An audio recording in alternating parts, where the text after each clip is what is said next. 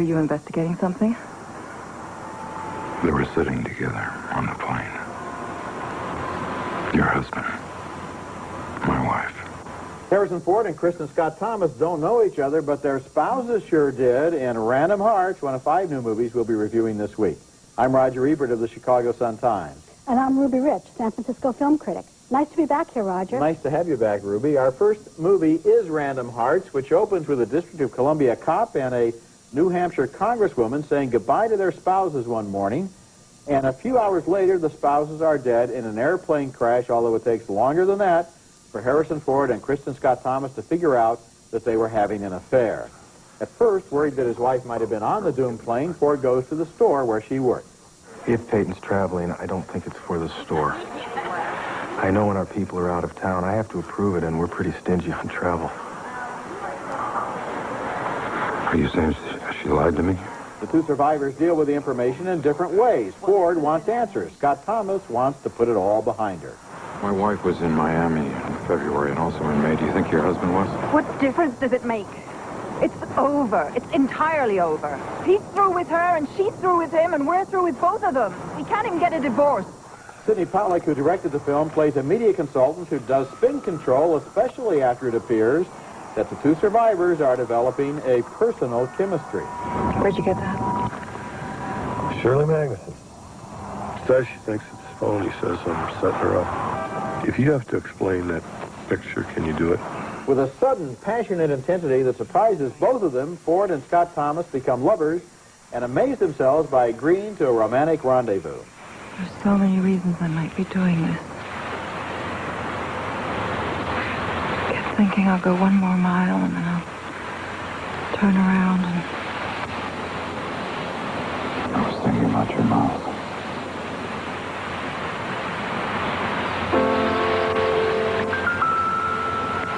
Random Hearts is intelligent in developing its situation, but then it keeps cutting away for unnecessary subplots.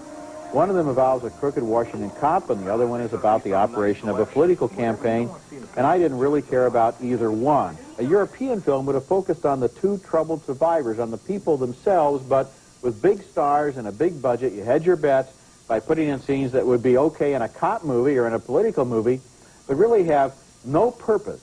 In this film, they have no connection with the real subject of this story. Well, I even think you're being too kind, Roger. I think this film is just a dreadful disappointment. Really? Yeah, for me, the only excitement is in the snappy little pre-credit sequence.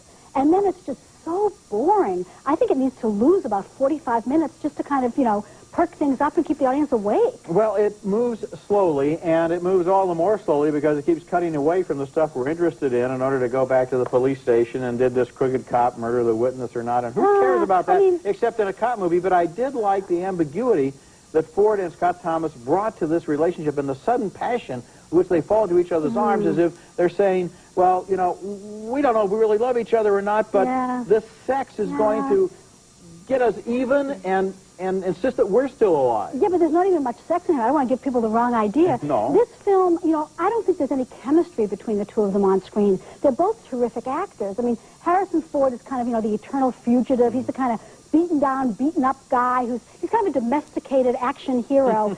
And, Scott Thomas has been terrific in The English Patient and The Horse Whisperer, but this film ought to be called, The Congresswoman Whisperer. And, he needs to kind of speak up a little louder, to really get us involved in what's going on there. Okay, so 2 thumbs down. Well, my thumb's way down, Roger. Nothing could be more different from the polished, artificial world of Random Hearts than this next film, Boys Don't Cry.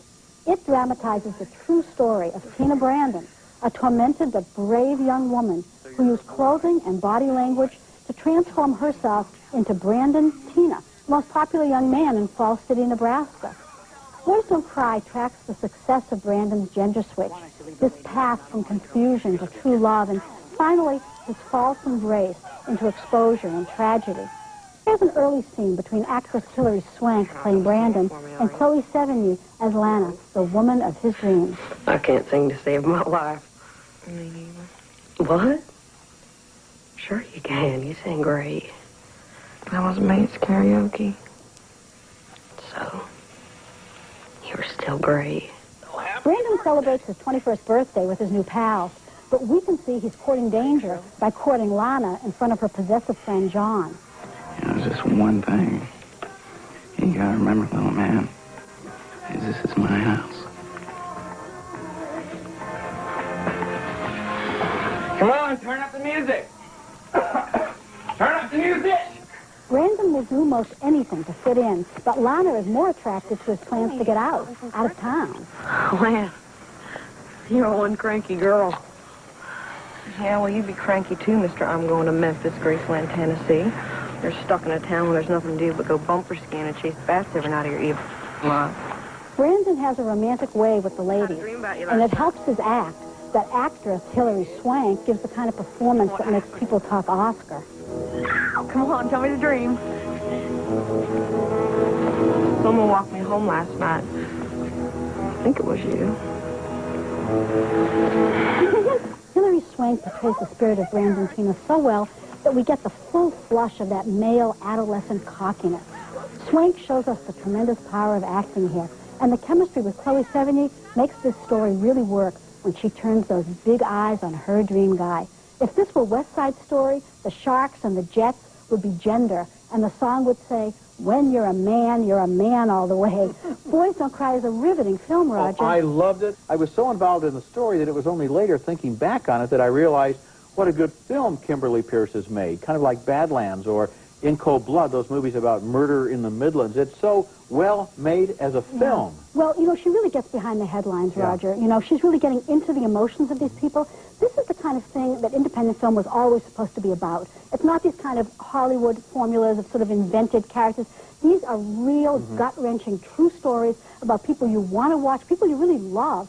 And it's, you know, it's really, I mean, I hate to say it, that tired phrase, it's a universal story. This is a film that really ought to play in Nebraska, and I hope it does. Oh, it ought to play in every mall because it's kind of a Romeo and Juliet of the Midwest in a way. And, you know, what's interesting is the Brandon Tina character doesn't have a lot of ideology. There's none of that stuff about, oh, I'm a man trapped in a woman body. She doesn't think about things like that. She thinks about going out on Saturday night and having a good time and seeing this chick. But Brandon, and it's just done at that level. But Brandon really wants to be a guy, Roger. That's really pretty basic to this story, and yet it's not a freak show. It's never a freak show. It's a lovely film. Okay, later in the show, Molly Shannon recreates one of her Saturday Night Live characters in Superstar. May I have this dance? And coming up next, Terrence Stamp and Peter Fonda face off in The Limey. So you and Terry Valentine have business dealings. I don't know anybody named Terry Valentine. Don't you? Now you take a walk, pal, okay? You're making a big mistake. Come on. Get the hell out of here. Come on. Hey! Terrence Stamp plays an ex-con from England who flies to Los Angeles seeking information about the violent death of his daughter. And that's seen from The Limey, another good thriller from Steven Soderbergh, who's on a roll after Out of Sight. Stamp suspects her death was caused by a legendary 1960s record promoter played by Peter Fonda, who used to date her and now has another young girlfriend. Have you ever dreamed about a place you never really recalled being to before? A place that maybe only exists in your imagination? How was the 60s? Barry Newman plays Fonda's security chief, who brings alarming news about this madman who seems to be aiming their way. Cops got a lot of leads to follow. Great, as long as nobody can connect anything to me. No. No one's going to connect anything to you, no. That was a one-off deal, like a moving freight train. You hopped on, you hopped off. Stamp gets his own sidekick, played by Luis Guzman, who knew his daughter, and they pay a house call during one of Fonda's parties. Looks like he's brought in the heavy mob. You're kidding me. Extra muscle. Bodyguards. They look a right load of willies, though. You should see them. Patrolling up and down in front of the house. Let me see them. All done up like cavalry.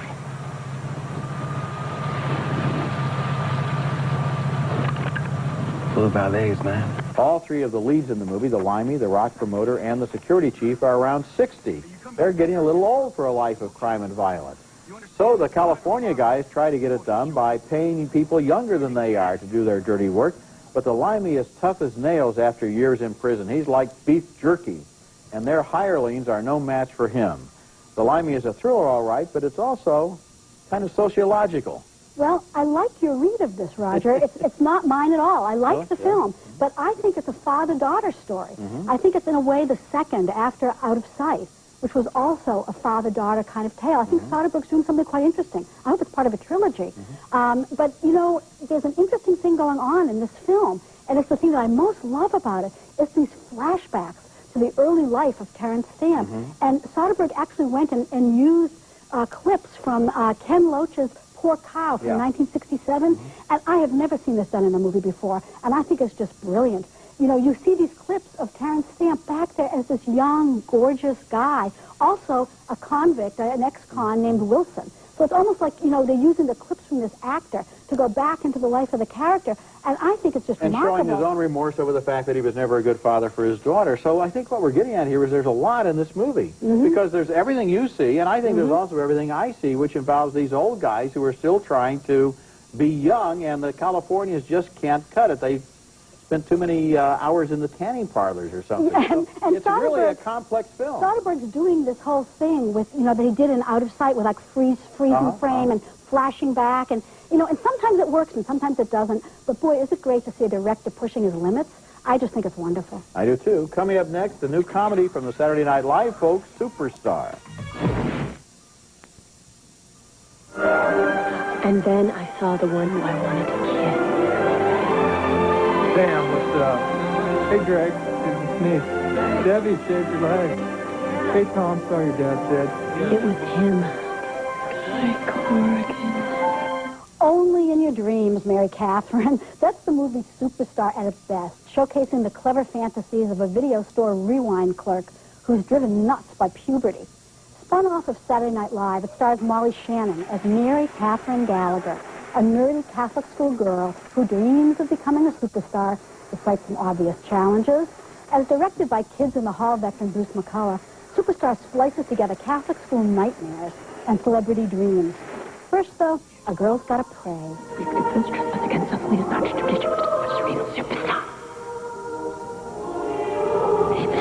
Mary Catherine's prayers are answered. Incredible? Maybe, but hey, this is a movie.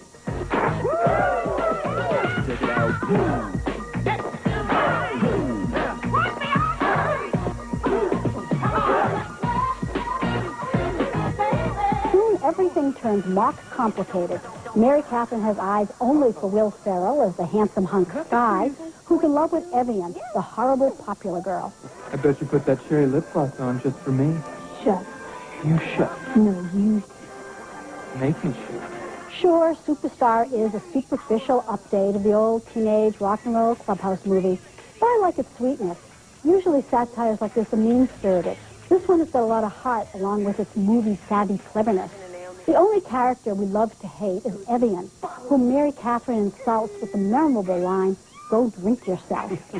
Besides, you got to admire a movie in which Jesus appears as a valley dude, but carefully explains to Mary Catherine that he's actually just a projection of her subconscious. I don't know, what can I say, Roger? This brought out my inner Catholic. I hated this movie.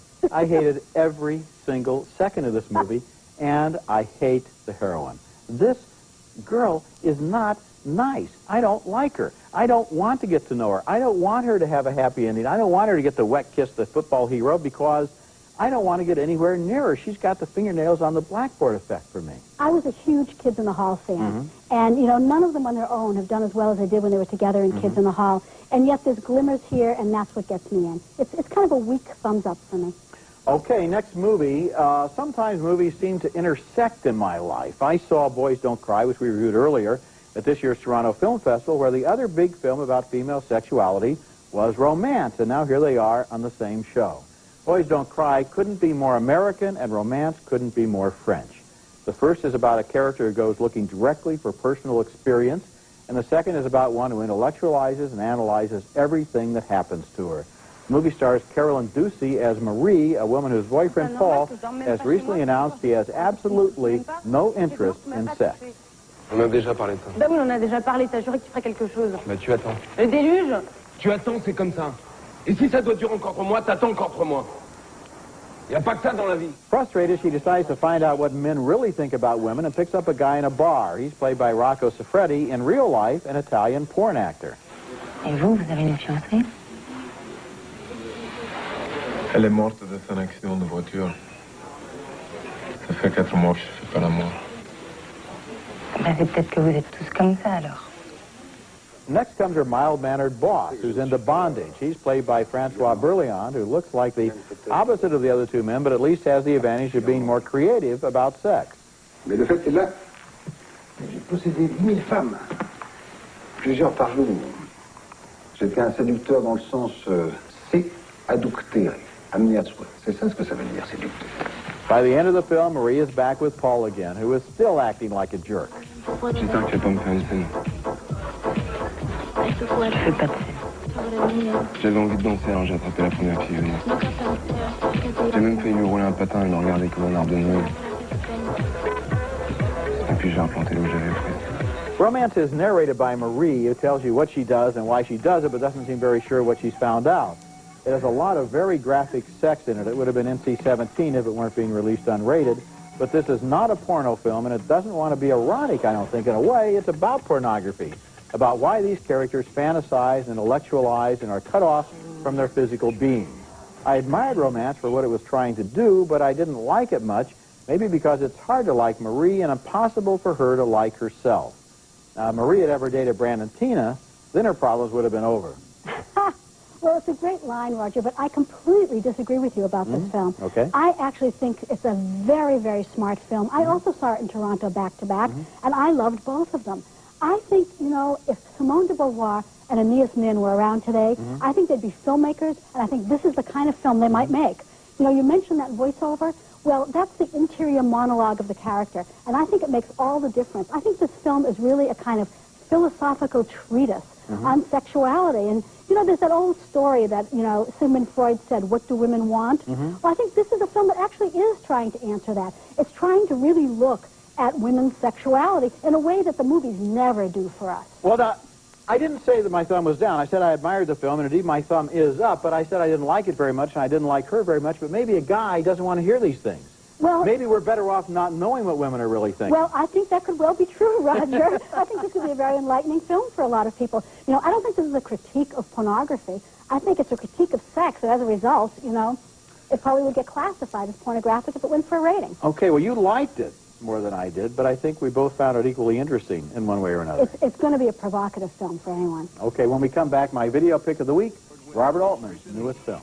He's innocent. And what makes you so sure of that? Because I fished with him.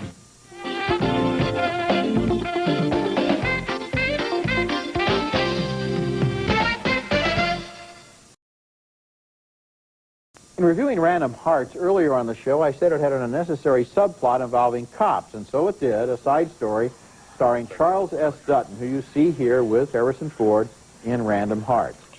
If Dutton's character wasn't really needed in that movie, it was crucial in a much better movie that came out earlier this year, and that's my video pick of the week, Robert Altman's wonderful small-town comedy Cookie's Fortune.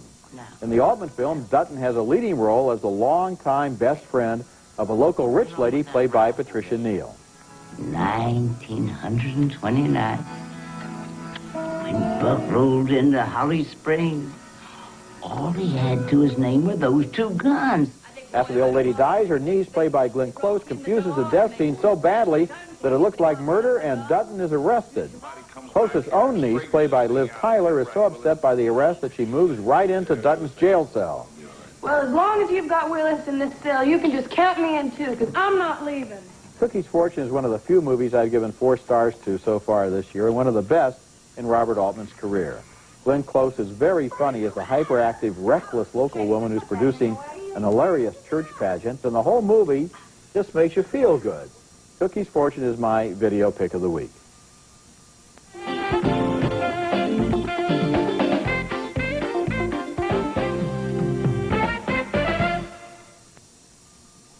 Now let's take another look at the movies we reviewed on this week's show. 2 thumbs down on Random Hearts with Harrison Ford and Kristen Scott Thomas. Ruby liked it even less than I did. 2 very enthusiastic thumbs up, though, for Boys Don't Cry, featuring an Oscar-caliber performance by Hilary Swank. 2 more thumbs up for The Limey, another stylish thriller by Steven Soderbergh. We had a big split on Superstar, Molly Shanna's high school wallflower. She was too irritating for me, but Ruby found her silly yet endearing. And finally, 2 thumbs up on Romance, a sexually explicit French drama. I admired it more than I liked it. Ruby found it brave and provocative. It's definitely for adults only. You You know, Roger, this is a terrific week for the movies. This is the kind of week that makes, our job is really worthwhile. I feel the same way, especially with Boys Don't Cry. That is a wonderful film. Yeah, absolutely. Thanks for coming back and being in the balcony again this week. Remember, you can hear our reviews, Ruby's and mine, on the web at ebert-movies.com, part of Go Network. Next week, more new movies, including the thriller Fight Club with Brad Pitt and Edward Norton, and also The Story of Oz, starring Bruce Willis and Michelle Pfeiffer in a romantic comedy about a marriage on the rocks. That's next week, and until then, the balcony is closed.